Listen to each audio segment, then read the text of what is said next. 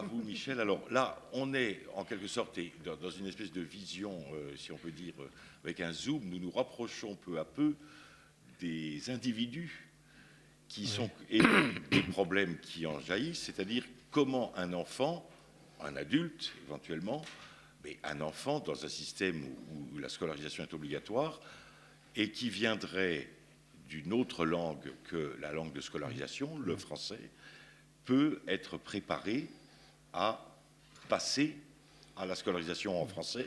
Et donc, par rétroaction, comment est-ce qu'on forme les profs à cette entreprise hautement délicate? 10 minutes. Oui, merci M. Janin, et merci aux organisateurs et aux organisatrices de cette journée. Ce que j'ai entendu jusqu'ici me fait m'y sentir à l'aise. J'adhère bien évidemment aux formules et mots d'ordre de la journée, l'idée du territoire du commun, l'idée de la langue du lien, etc. Je vais, disons, ouvrir quand même sur l'aspect, le volet négatif des langues véhiculaires, c'est-à-dire que cette langue du lien, une langue véhiculaire est aussi, par essence, une langue inégalitaire. Parce qu'il faut bien avoir conscience que cela donne un avantage à ceux dont la langue véhiculaire est la langue maternelle par rapport à ceux dont elle ne l'est pas. Donc, on a cette difficulté de départ qui, me semble-t-il, est une occasion pour les locuteurs qui ont la langue véhiculaire comme langue maternelle de faire acte d'intelligence. Et d'essayer de neutraliser autant que possible, et dans certains cas, je pense que c'est possible de retourner ce désavantage dont pâtissent au départ les gens dont ce n'est pas la langue maternelle. Pour cela, je pense que ça pose le problème de l'accès à cette langue qui doit être autre que coercitif. Ça, c'est parfaitement juste. Si l'accès est coercitif, alors la langue du lien est perçue d'abord comme une langue arrogante. La langue maternelle est perçue comme une langue d'importance secondaire et on a de mauvaises relations au langage en général, aux deux langues en question, au langage en général. Et la diversité et la pluralité des langues est vécue comme un domaine conflictuel dans lequel, par sa naissance, on est du côté des perdants. Alors, si on peut éviter ça, et de ce point de vue-là, je suis très très heureux que M. De Pecker ait mentionné ce qui se passe à Mayotte depuis cette année. C'est extrêmement récent. C'est extrêmement récent. Les nouvelles que j'avais datant d'encore 12 mois, avec le prédécesseur de l'actuelle rectrice, étaient beaucoup plus inquiétantes. Ce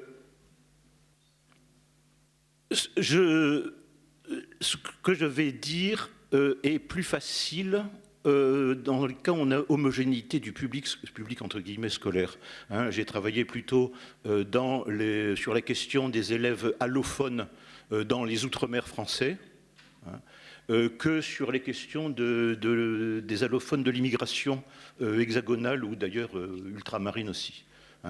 Donc, j'ai travaillé donc dans un domaine où la prise en compte des langues maternelles des enfants était plus facile que dans le contexte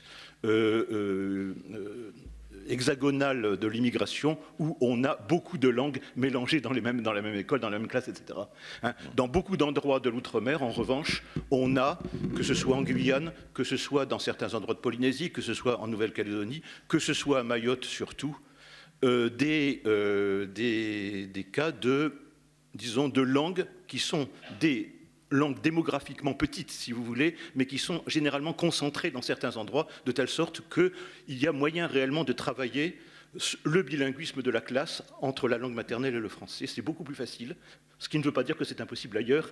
Anna Stevanato nous parla de Dulala, où j'ai pu observer des expériences qui ressemblent à celles que j'ai connues en Guyane. Bien. Pourquoi faut-il je vais prendre en compte la langue maternelle? Pourquoi et comment? Pourquoi, si quelqu'un de compétent peut me passer. Pourquoi? Parce que je pense que je coiffe ma casquette de linguiste et je vais dire que on ne comprend pas les problèmes si l'on s'en tient à l'idée de communication. Si l'on s'en tient à l'approche communicative, on ne sait pas... celui-là, oui, puis le suivant. Je pense qu'il faut d'abord considérer que les langues sont des constructions intellectuelles. Sont des constructions intellectuelles qui permettent de construire le sens, qui permettent de signifier. Et c'est de ce point de vue-là, je pense, qu'il faut envisager les langues pour comprendre les difficultés et peut-être dégager des pistes dans la prise en compte. Voilà. Si je vous prends par exemple cet exemple-là, il est clair que dans ce cas-là, ce qui va être important, c'est le type de langue plutôt que les familles de langues, et c'est la grammaire plus que le lexique. Bon, si vous avez je vous invite à regarder non pas le chinois, mais à regarder le mot à mot français. Bon, disons que si vous avez le mot à mot français et le français normal en dessous, vous avez clairement deux façons également plausibles de construire le sens. Et quand un petit sinophone apprend le français et quand un petit francophone apprend le chinois, ce qui est plus rare, mais ça peut se produire, il faut qu'ils apprennent à passer de certaines habitudes de signification à d'autres habitudes de signification. Je n'ai pas le temps de le commenter en détail, mais vous voyez que ce n'est pas quelque chose qui va de soi. Et la langue maternelle, quand on est dans une situation comme ça, doit être prise au sérieux. Je passe à la diapo suivante pour, disons, montrer que, là encore, on fait souvent des contresens aussi sur les créoles, en disant les créoles à base lexicale française, en disant « Ah, c'est un français un peu mal fichu, etc. etc. » Je m'excuse pour les Antillais, c'est du créole guyanais, mais ils verront les différences et les ressemblances, plus de ressemblances, je crois, que de différences. Si je prends ce texte, pratiquement tout le vocabulaire est d'origine française, soit de façon limpide, soit avec quelques petites différences phonétiques pas très méchantes. Par exemple, Timoun, pour en France, c'est connu, c'est petit monde, l'étymologie. Zot, pour la deuxième personne du pluriel, c'est vous autres, l'étymologie. Lo, phrase 4, pour dire quand, c'est l'heure, à l'heure que, l'étymologie, etc. Sauf bien comprendre, bon, voilà. Donc, je dirais...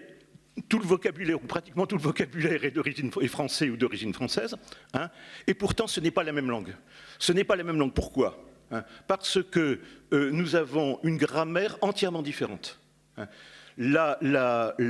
certain nombre de choses dans les conditions de l'esclavage, si vous voulez, quand le français était enseigné non pas par des cours de français, mais à travers les ordres, les engueulades, les interdictions, etc., le vocabulaire passé et pas la grammaire. Et les gens qui étaient dans les pires conditions matérielles et morales que vous puissiez imaginer, avaient assez de ressources intellectuelles pour reconstituer une grammaire.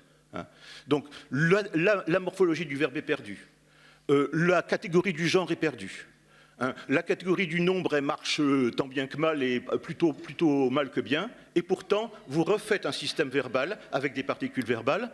Vous avez perdu la morphologie des pronoms par exemple, mais vous les gardez quand même. C'est-à-dire que les pronoms, disons, les marques personnelles plus exactement, sont polyfonctionnelles, comme sujet, comme objet ou comme possessif. Zotso. Zot, c'est vous, sujet, c'est vous, objet, et c'est votre, etc. Bon,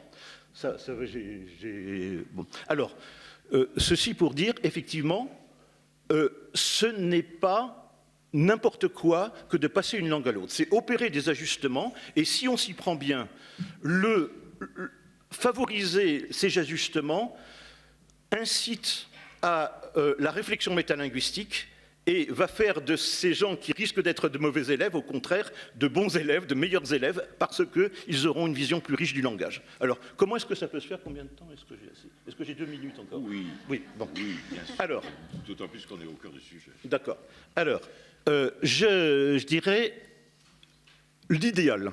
L'idéal, ça a été mentionné, je ne sais plus par qui ce matin, l'idéal, c'est quelque chose qui existe en particulier dans les écoles amérindiennes de certains pays d'Amérique latine, où vous avez un accueil des enfants les plus jeunes en langue maternelle, et puis introduction dans des proportions croissantes de la langue nationale, qui va devenir la langue véhiculaire et la langue du lien, de tout ce que vous voulez, dans le courant de l'enseignement primaire. Hein. Bon.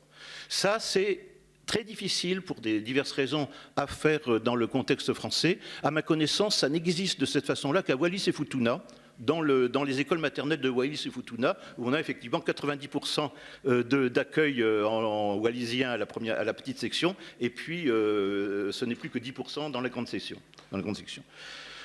La deuxième possibilité, qui est cette fois-ci assez bien attestée, quelquefois par des dispositifs originaux, quelquefois par des détournements des dispositifs langue et culture régionale, en les adaptant, parce qu'ils sont évidemment, on est dans des conditions de langue régionale tout à fait différentes de celle de la métropole, puisque la problématique n'est pas tellement celle de langue régionale, mais que de langue maternelle, hein, si vous voulez. C'est-à-dire ça, c'est ce qu'on appelle dans les petites classes, à l'école maternelle et dans le cycle 2 de l'école primaire, c'est-à-dire encore le CP, CE1 éventuellement, des activités de langage en langue maternelle. C'est-à-dire, attention, ce n'est pas de l'apprentissage. Hein, c'est du soutien et de l'aide au développement d'une langue qu'ils ont déjà acquis par ailleurs dans un contexte extrascolaire. Hein, ça, c'est très important. C'est pour ça que je ne dis jamais apprendre sa langue à l'école. Hein. Ce n'est pas à l'école qu'ils apprennent leur langue dans ce cas-là, quand c'est langue maternelle. Hein. En revanche, l'école, comme elle le fait très bien pour de petits francophones, elle peut soutenir le développement du langage à travers la langue maternelle. Ça, on sait bien faire dans les petites classes. Et alors ça marche très bien avec le dispositif qu'on appelle intervenant en langue maternelle en Guyane, et puis dans certains endroits du Pacifique, à Wallis et Futuna, en Nouvelle-Calédonie dans certains cas, ça se développe aussi comme ça. La troisième, alors ça c'est à ma connaissance, disons des activités de type d'Ulala, c'est possible avec des migrants en métropole, s'il y a un groupe suffisamment important pour faire ça. Bon, la troisième c'est, alors malheureusement ça n'existe pas, sauf sous la forme de didactique intégrée des langues, et que j'essaie de la promouvoir, donc je profite de cette tribune, c'est ce que j'appelle observation réfléchie conjointe du français et de la langue maternelle, puisque dans les textes officiels prévoit observation réfléchie du français. Moi, je propose observation réfléchie conjointe du français et de la langue maternelle, et ça, à partir de 7-8 ans. Hein, parce que au début, dans les petites classes, il ne faut pas toucher à la langue maternelle, au contraire, il faut la soutenir, parce que c'est le développement du langage. Il ne faut pas l'entraver. Bon, quand c'est fait, et qu'on arrive à des capacités métalinguistiques à l'âge de 8-9 ans, disons, dans ce cas-là, on peut avoir cette réflexion métalinguistique. Et bien évidemment, ce n'est pas seulement sur le français qu'il faut le faire, mais sur la langue maternelle, pour des tas de raisons. Hein. D'abord parce que ça met les gens à l'aise. Deuxièmement, parce que ça peut faire des raccourcis pédagogiques. Hein. Si on enseigne certains éléments du français à un petit mahorais ou à si on enseigne l'anglais à un petit mahorais, eh bien, il est beaucoup plus commode de lui enseigner l'anglais à partir du shimaoré, parce que, par exemple, le système verbal, il y a les deux présents en shimaoré exactement parallèlement à l'anglais. Hein. Mommy cooks et mommy is cooking, par exemple. Hein. Et donc, à partir du shimaori, il ne fait pas de faute. Hein, alors qu'à partir du français, il fera les mêmes fautes qu'un francophone. Enfin, il y a des tas d'exemples comme ça. Hein. Aussi faire le chinois à partir du créole pour un petit créolophone, etc.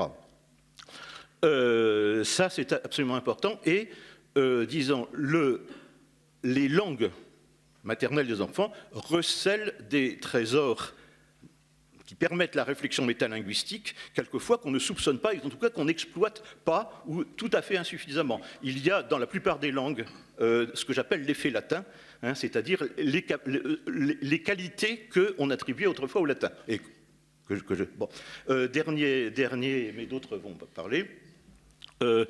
Disons, l'éveil aux langues est toujours dans des situations de grand plurilinguisme. L'éveil aux langues, c'est-à-dire l'exploitation pédagogique du plurilinguisme, est toujours une solution. D'autres en parleront. Et dernière, et je me tairai, la formation des enseignants me semble-t-il importante. Hein, c'est-à-dire que les enseignants ne doivent pas, parce qu'ils disent « Oh là là, je ne peux pas savoir toutes les langues de mes élèves », c'est pas ça. Hein. Le problème, c'est qu'est-ce qui peut se passer dans une langue ? En quoi la langue maternelle de vos élèves peut-elle être différente du français ? Hein. Et il faut quand même que les enseignants sachent que la catégorie du genre, c'est pas quelque chose qu'on trouve partout.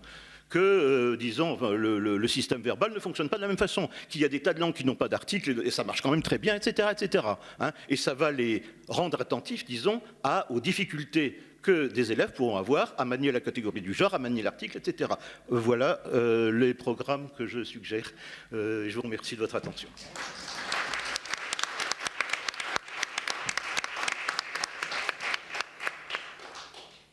Merci Michel Launès. Personnellement, je suis absolument ravi de vous entendre une fois de plus militer pour cette approche. Je crois qu'il y a juste un mot. Vous êtes en train de détruire cette conception essentialiste des langues qui seraient des objets complètement séparés, n'ayant pas la même nature et où, comme les reines de France étaient obligées de se foutre à poil, je prends, quand elles arrivaient, non mais c'est absolument vrai, et ceci pendant 1000 ans, quand elles arrivaient sur le sol français, il y a un film de Sofia Coppola, Marie-Antoinette, qui montre cette scène. On la prive de tout vêtement, de son petit chien, de ses bijoux, etc., en lui disant « La cour de France vous en donnera d'autres » pour la faire complètement française. Sauf que vous imaginez le traumatisme pour ces pauvres princesses, bon, passons sur éventuellement le traumatisme, elles avaient des compensations, mais sur le fait de croire qu'en leur changeant les vêtements, on leur changeait la nationalité et l'origine. Et cet exemple me paraît symbolique de tout ce qui se passe dans la volonté d'assimilation à travers un instrument qui pourrait être le français. C'est un des enjeux de la francophonie, c'est celui d'éviter cela. Et personnellement, j'essaye de faire promouvoir ce que vous avez appelé de façon beaucoup plus subtile, mais une sorte d'hygiène linguistique. C'est pas, on n'a pas besoin de faire des études de médecine pour se laver les dents tous les jours. Et on sait que ça aide à préserver la santé. Et d'une certaine façon, l'invariance et la variation entre les langues, c'est la manière de donner un caractère de réflexion à l'approche des langues et non pas de les prendre comme des objets qu'il faudrait apprendre et construire comme on construit ou déconstruit une maison pierre par pierre, quoi.